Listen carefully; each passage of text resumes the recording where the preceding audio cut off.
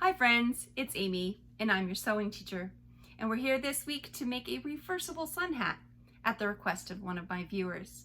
So today we're going to learn how to make a reversible sun hat using quilting cottons, or you could use a men's dress shirt if you're looking to recycle, or you could use a lightweight canvas and quilting cotton on the inside. The best thing about this hat is that you can have a plain side and you can have a fancy side. It's important for you to know that as a beginner tutorial, this could take you about 3 hours from the start to the finish. If you are a novice sewer, then this is probably going to take you about an hour. If you're an advanced sewist, this could take you much less time.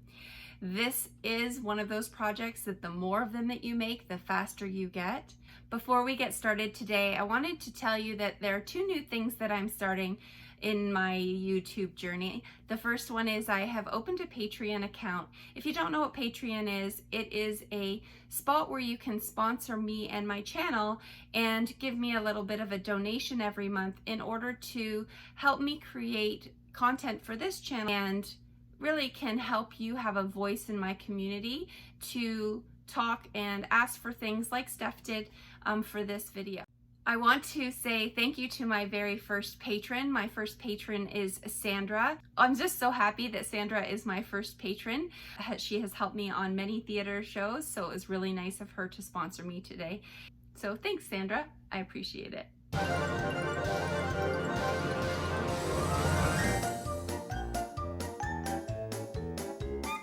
The website that I got this free pattern from is called the Spruce Crafts, and I will link it below in my description so that you can find it no problem. There are lots of other types of sun hats out there. You can find bucket hats or hats that look like a tilly hat, and you just have to look around. In the description below, you will see a few patterns that I recommend if you're looking for free hat patterns. And then there is this one. And I really like this one. The blog is well done, it's well written, and the instructions are really easy to follow. So let's sew along and let's make that reversible hat today. Thanks for joining me, and if this is the kind of content that you like, you know what to do. And if you want to stick around and see what I have coming, you know what to do. Or was it the other way around? There's a like button and a subscribe button. You could click them both. That would be great. Get me on that algorithm so more people can see all of this sewing content. Thanks for joining. Here we go. So let's talk about the fabrics you're going to need. Now you're going to need approximately ½ a yard of the inside and outside material that you're going to use for this hat. Now I suggest that you use whatever fabrics that you love, and you can do that, or whatever fabrics you have on hand. If you are recycling, you could use 2 men's dress shirts and interface it. You could use 2 quilting cottons, quality quilting cottons, and you could interface that. This is a quilting cotton and this is a quilting cotton. And if I'm going to use these 2 quilting cottons for this hat, I would like there to be some firmness, so I'm going to use a mid-weight interfacing. And that mid-weight interfacing will keep the brim firm, and if you want a super floppy hat, then you would switch it out and you would use this interfacing here. This is an SF 101 and it is fusible, so you would iron it right onto the back of your fabrics. I've decided that I want to make this a little bit faster, so I'm actually not going to use interfacing today. So my choices for today are to use a heavier weight as one of the fabrics. Now this is a heavy cotton twill, and it's almost a canvas weight, not quite. So if you wanted to use a mid-weight canvas or a heavier canvas for this, that would be great. And you only have to use one side in order to give it the firmness that you would like. So I'm going to go with this heavier weight cotton twill, and I'm going to go with this quality quilting fabric because it's kitschy, and my daughter's in physics and astronomy, so she wanted something that was stars. So we have the cycle of the moon. So this is going to be her kitschy side. This is going to be when she's feeling in the mood, she's going to flip the hat and she'll be she'll have this on the outside, and when she wants something solid, she'll just put the black on the outside. So these are the fabrics we're going to use today.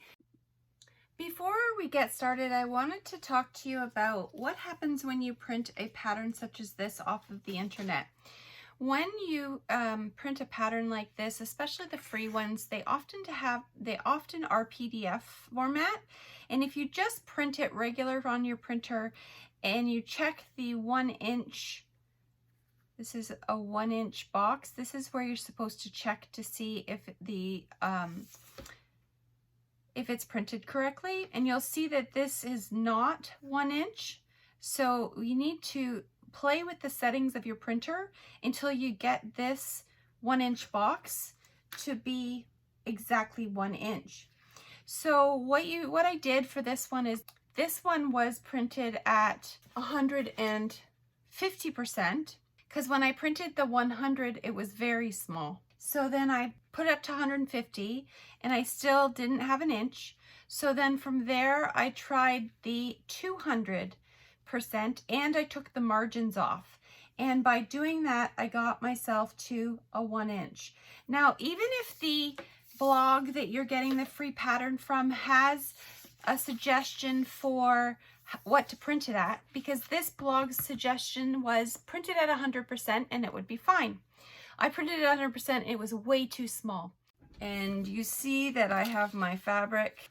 I have 3 of each of the crown. I have 3 of the brim, all cut on a fold, and I have 1 of each of the fabrics for the top of the hat. So keep in mind that as you are working, you're going to work all on one hat and then all on the other. So at this point that we have these cut out, if you have to interface, then you need to get out your iron and you need to fuse the interfacing on, or if it is a sew-in interfacing, then you could baste the outside of the piece. So you'd baste all the way around the outside of the interfaced piece with one of these fabric pieces, and you would work with it like it's already attached. So I'm going to do right side of the fabric to the right side of the fabric. And instead of pinning today, I'm going to be using my clips, because clips are easy.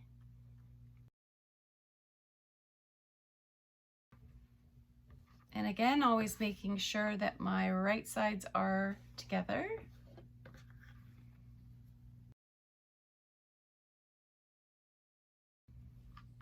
So the brim is together, and now I'm just going to put the crown together.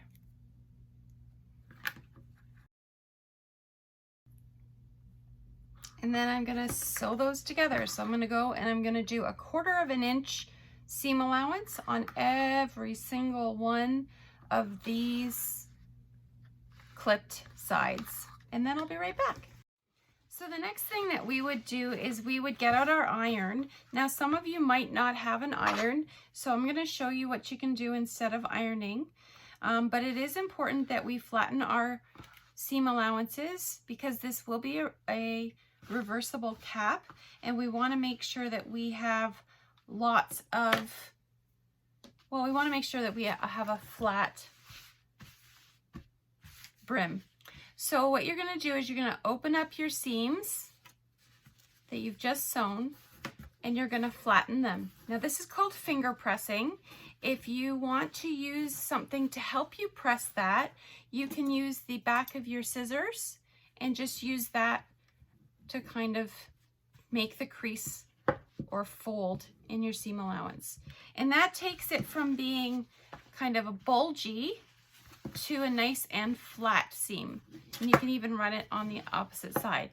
And for those of you that like to use your iron, please get your iron out and go ahead and flatten all of your seams.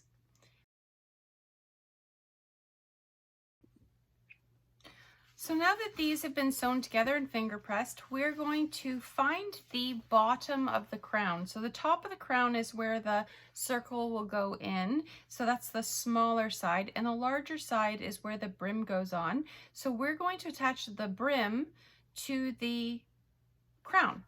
So to do that, you want this to be open on the inside. And we want to match our good side of our seam to our good side of our seam. And we're going to pin that, and we're going to do all the seams first.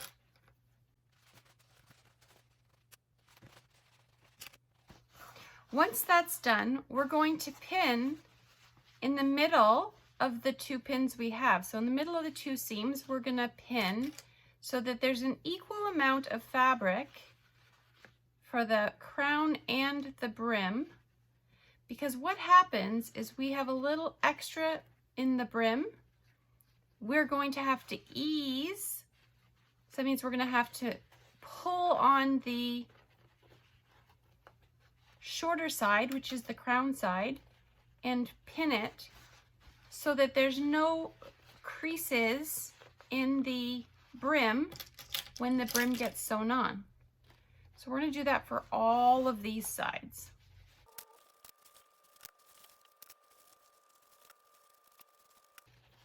So once that's done, you can do it to your other hat and then take it to the sewing machine. And again, using that 1/4 of an inch or that 1 centimeter seam allowance, you're going to take it to the machine and give that a sew around.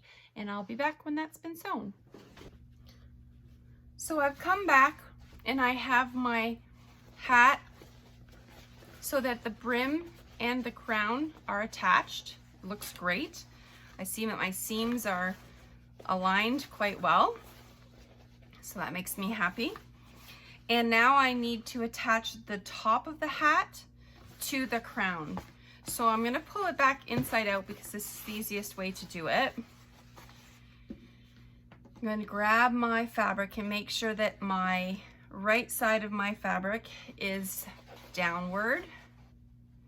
So I want to go half, actually I'm going to go and put my circle in half, and I'm going to mark that with my finger, and I'm going to find the halfway mark on the brim, on the crown, and I'm going to mark that there. And then I'm going to do the same on the opposite side. I'm going to find my halfway marks, and I'm going to put it halfway attached to the crown, and do the same on this side.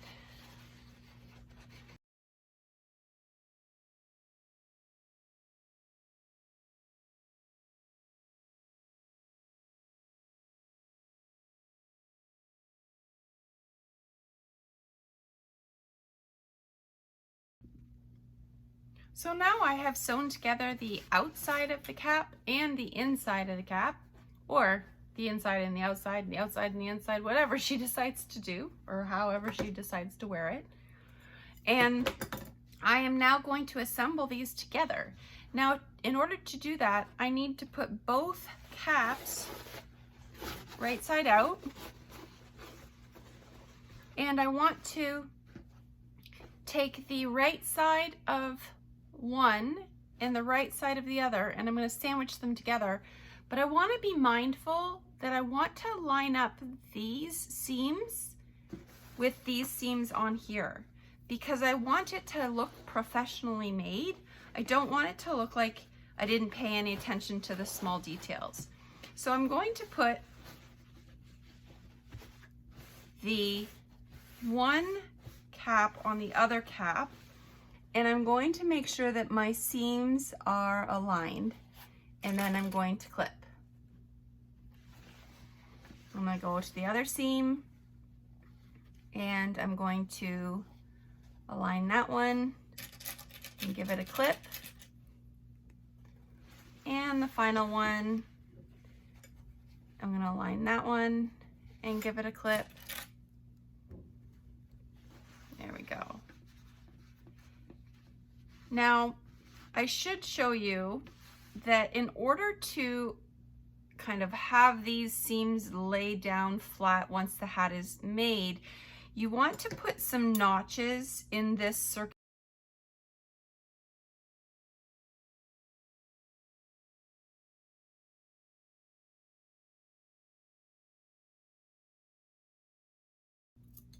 There we go. So that's the one side done. And I'm going to just clip at the 1/2 and quarters between these seams, just to make sure that everything is laying flat. Now there is, when I'm sewing this together, because I'm about to sew these together, I am going to need to leave about a 2.5 inch opening at one of these points so that I can flip the hat right side out, and then we will top stitch it closed.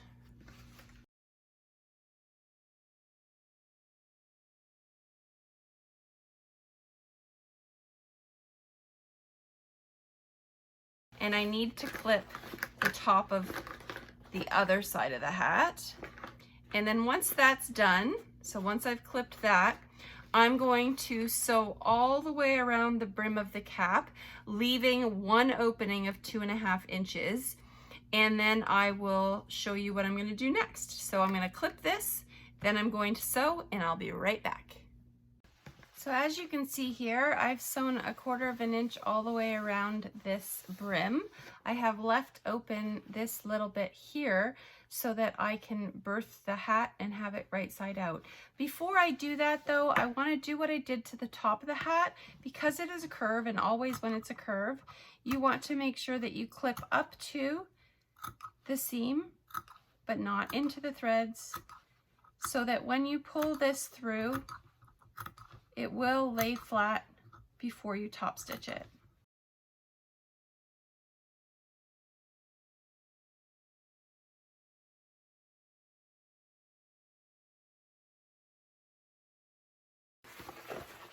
So what I'm going to do is I'm going to go in and I'm going to grab the top of that hat, and I'm going to start flipping and push and pull at the same time, being as gentle as possible. There should be no tearing of your seams if you gave yourself the right seam allowance. It should come out okay. There we go, we have a two-sided hat. So now we're going to use our finger, and we're going to push our finger into that seam that we just did at the edge of the brim. And I want to do that all the way around. Now, my hole is big enough that I can put my hand in there, and I think that that's important because you want to be able to make sure that you can flatten that seam inside that hat. Some people use a chopstick for this. Sometimes people will use a pen for this. Whatever it is you're using, you want to make sure that you are not going to puncture through that seam. Okay, so now that I've done that, I'm going to put the hat so that the fancy side is on the inside right now, and I'm going to just finger press this seam to make sure that there is no overlap. When I say overlap, I mean that I want to make sure that these two pieces of fabric are laying flush against each other, and that the seam has been pushed out as much as possible, because you don't want to lose the circular nature of the brim by not having the seam pushed out all the way before you top stitch. And that's really important. Now, for those of you that have an iron at home, please feel free to go ahead and iron that flat. I'm going to continue to finger press here and put my hat down. And the reason why I'm doing it with the black hat on the top is because I don't want the fancy fabric, the kitschy, the fun one. I don't want it to show.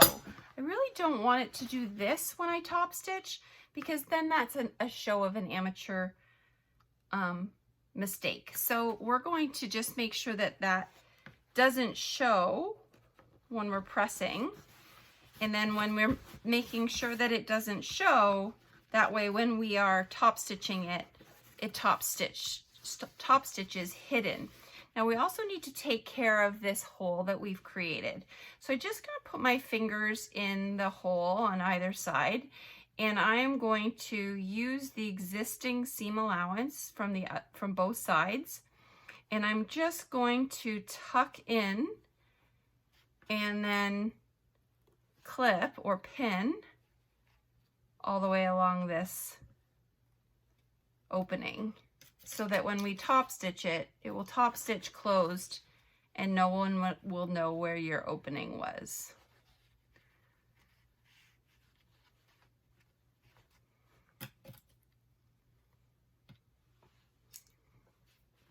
Ran out of clips. Okay, that'll have to do for now. Okay, and so now what I'm going to do is I'm going to go around and I'm going to top stitch all the way around the outer side of this. Now, some people might just leave it at that and not go and do anything else to the hat, and that's okay. But if you are looking for a stiffer brim and you want it to be less floppy, you might want to go in and do a top stitch every, you know, 1/4 of an inch, 1/2 an inch, whatever your desire is for the look of the brim. So I am going to go around and I'm going to top stitch it, and then we're going to take a look at what it looks like. So now you can see that my hat is top stitched all the way around the outside.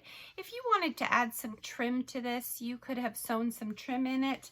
If you want to add some embroidery, or like I said before, if you want to do multiple top stitches to have a stitched brim all the way around, that's totally up to you. So this is what it looks like when it is a right side out, and I'll pop it around for you. And here's the hat when it is top stitched, finished, and the other way around. Hi friends, that's all we have for you today. Thank you so much for hanging out and sewing along to the reversible sun hat. I really hope that you enjoyed it. I really do like this hat with a little heavier weight on one side than the other. It does allow for some movement and some stability in the hat. You can see that it can be kind of manipulated to be whatever you want it to be without it having to have too much foam or inside interfacing. But if you're going to use a quilting cotton with this, or if you're going to be taking 2 dress shirts and interfacing both sides of that and turning it into one of these hats, then you're going to need that interfacing for some stability in the hat. But for everybody, this is what it looks like when it's finished. It is a fantastic hat. I made one for myself a couple years ago, and it has lasted many washings. It's my gardening hat, and I just throw it into the wash when I'm finished. Thank you so much for joining me today. It has been a pleasure. If this is the kind of content that you like, please give this a thumbs up. If you haven't already subscribed, you can subscribe down at the bottom and click that bell for the notifications, and that will make sure that you know when my videos are uploaded on Sundays. I want to say thank you for joining me on this journey. Sometimes it's my students, sometimes it's my kids, sometimes it's mine, but it's always your sewing journey. Thanks, and we'll see you next Sunday.